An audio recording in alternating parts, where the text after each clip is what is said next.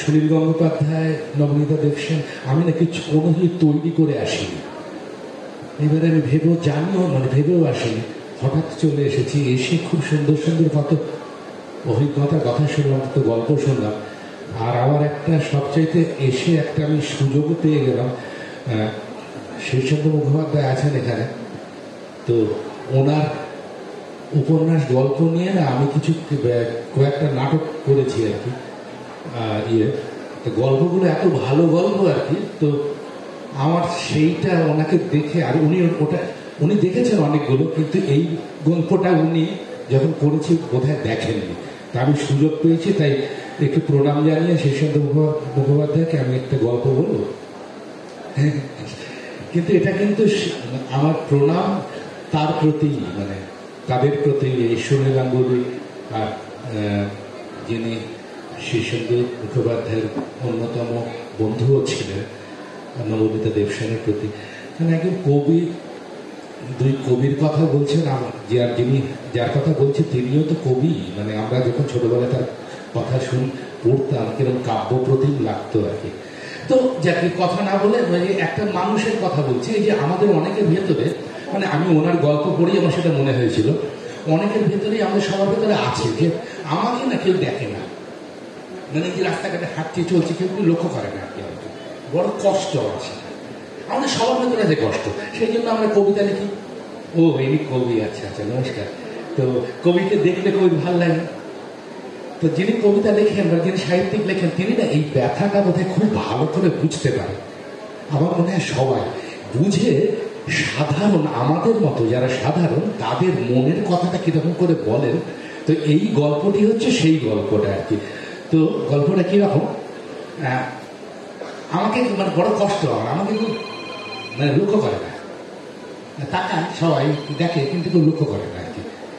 এই বেদনা নিয়ে সারা জীবন চলে যায়। তো গল্পটা শুরু হচ্ছে এরকম, খুব ভিড় বাসে যখন উঠছে একজন, তখন সে বলছে, দাদা একটু দেখি দেখি দেখি দেখি দেখি দেখি একটু সরে একটু সরে একটু কোনটা একটু দেখি দেখি দেখি দেখি না দেখি দেখি দেখি। একটু আগে না আমি বাসের পাদানিতে পুরো ঠেলে ঠেলে উঠলাম আর কি। তারপরে এই বগলের তলা দিয়ে ওর পায়ে থাক দিয়ে গলে গলে গলে গলে গলে গলে একেবারে বাসের পেছন দিকটা চলে এসেছি আমি একদম। এখানে এসে আমি এই যে এই সিটটা এরকম ধরে আমি গাটা ছেড়ে দিয়েছি। বাসের এই রডগুলো না অনেক অনেক উঁচু উঁচু, মানে অত উঁচুতে আমি ছোটখাটো মানুষ, তত উঁচুতে আমার হাত যায় না আর কি। তো আমি এই সেজনের নিচে এই সিটে হেলান দিয়ে দাঁড়াই, তারপরে গাটা ছেড়ে দিই আর কি।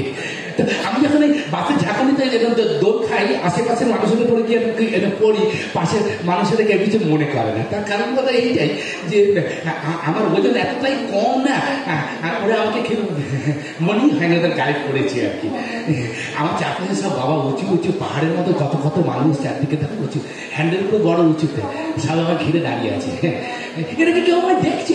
হ্যাঁ, এই যে দাদা এই যে এখানে কেউ দেখুন না, কেউ দেখছে না, মানে মানে দেখলেও লক্ষ্য হচ্ছে না। ওইটাই মুশকিল। জানেন, আমাকে অনেকে দেখে কিন্তু কেউ লক্ষ্য করে না আর কি, বরং আমাদের লক্ষ্য করে। তার কারণ মধ্যে এইটা যে আমার মধ্যে এমন কিছু নেই যে মানুষ না আর একবার দেখে। মানে যেমন ধরুন আমি কালো, কিন্তু এমন কালো নই যে মানুষ আবার তাকিয়ে দেখে বলবে বাবা রে কি মিস কালো, তা না, আমি তা। আবার আমি ধরুন আমি আমি আমি এমন লম্বা নই যে মানুষ আমাকে তাকিয়ে বলবে বাবা কি ঢেঙ্গা নেই, পুরো অমিতাভ বচ্চন, না আমি সেটা বলি। আবার আমি এত বিটিও নেই, আমাকে দেখে বলুন বাবা একটু বিটি নেই, তাও নেই।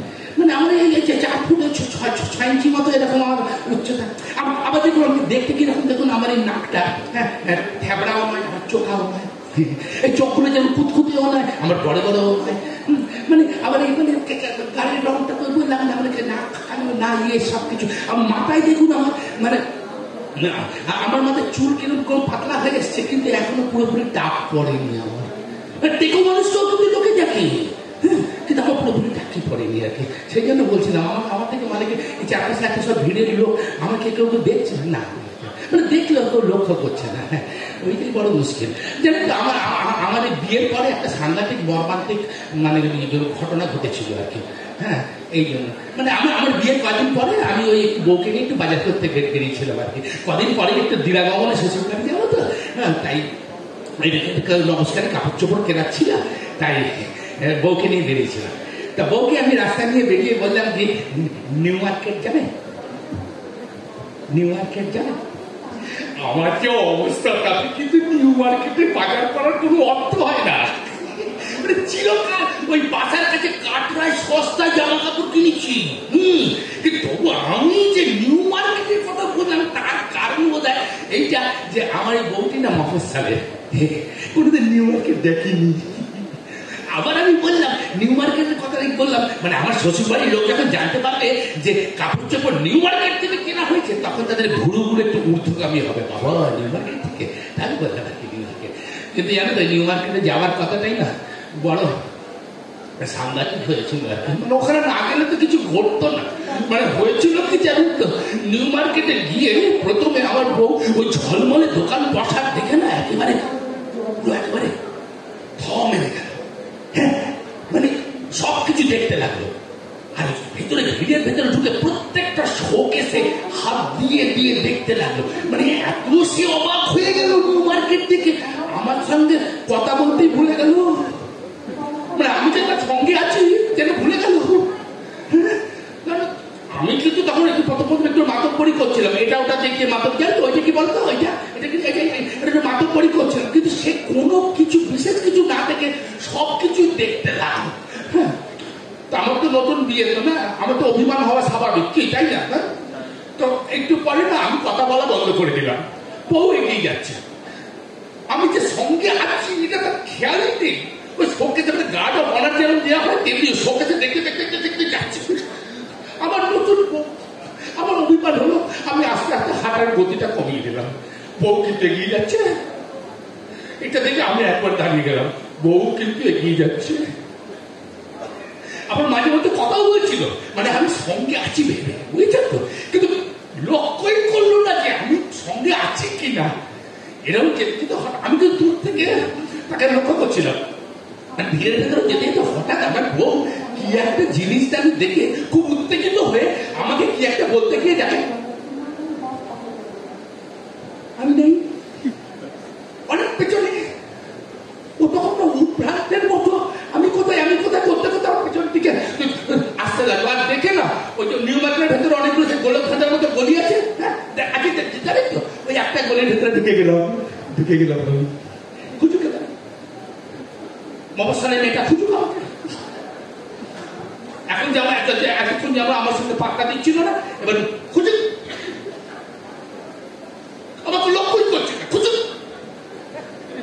তার বউ না উদ্ভ্রান্তের মতো আমাকে খুঁজতে পেরিয়ে গেল। আমি গলিটার ভিতরে সিঁড়িয়ে গেলাম, আমি কিন্তু দূর থেকে লক্ষ্য রাখছিলাম। তারপর বউ আবার উল্টো দিক থেকে আরেকটা গলিতে গিয়ে খুঁজতে গেল। এইরকম বেশ কয়েকবার এরকম ঘোরার পর ওর না মুখটা একবারে কাঁদো হয়ে গেল। আমার নতুন বউ তো আমার দেখে একটু মায়াই হলো, তাই না আমি তখন ঠিক আছে, এবার আমি একটু ধরা দিই বলে আমি একটা দোকানের সামনে, ঝলমলে দোকান, আলো, সেই দোকানের সামনে হাসি মুখ করে দাঁড়িয়ে রইলাম। আমার বউ উল্টো দিক দিয়ে আসছে, এদিক ওদিকে সবাই লক্ষ্য করতে আসছে। আমি হাসি মুখ করে দাঁড়ালাম, বউ আমার দিকে এগিয়ে আসছে, চারপাশের লোকজনকে দেখছে, এমনকি আমার দিকেও তাকালো, আমার চোখে চোখ করলো আর আমাকে পেরিয়ে চলে গেল। মানে কি আমাকে কেউ লক্ষ্য করেনি, আমি কি দেখতে পাইনি সে? আমি তখন দৌড়ে গিয়ে অন্য একটা গলি দিয়ে আর একটা গলি দিয়ে আবার বউ যেদিক দিয়ে আসছে, সেখানে একটা কাঁচের বাসন আছে, সে ঝকঝকে কাঁচের বাসন, তার সামনে গিয়ে আমি দাঁড়ালাম। আবার বউ উল্টো দিক দিয়ে এলো, চারপাশের লোকজনকে লক্ষ্য করলো, এমনকি আমার চোখে চোখ পড়লো, আবার আমাকে পেরিয়ে গেল। এরকম বেশ কয়েকবার হলো, একবার পুতুলের দোকানের সামনে, একবার বইয়ের দোকানের সামনে। আচ্ছা ওকে আমার মনে হলো না এই মফস্বলের মেয়েটা খুব ঘোরেন, খুব ঘোরেন। মানে আমি ইচ্ছে করে লুকিয়েছিলাম তো, সেটা বুঝতে পেরে এখন আমাকে ইচ্ছে করে চিনতে পারছে না।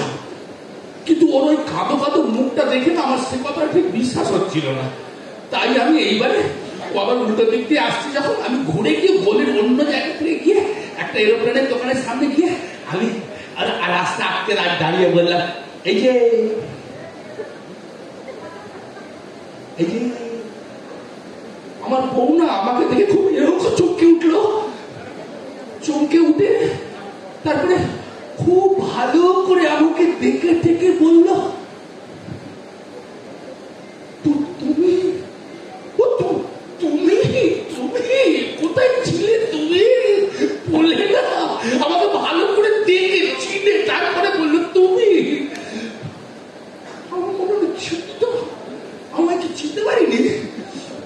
তারপরে আমি যখন ফেরার সময় নিউ মার্কেট থেকে ফেরার সময় ওকে বারবার বলছিলাম যে দেখো আমি না তোমার সঙ্গে এরকম লুকোচুরি খেলছিলাম, কারণ না তুমি তো আমার সঙ্গে কথা বলছিলে না, তাই অভিমানে লুকোচুরি খেলছিলাম। আমার বউ কিন্তু বিশ্বাস করছিল না, একদম বিশ্বাস করেনি।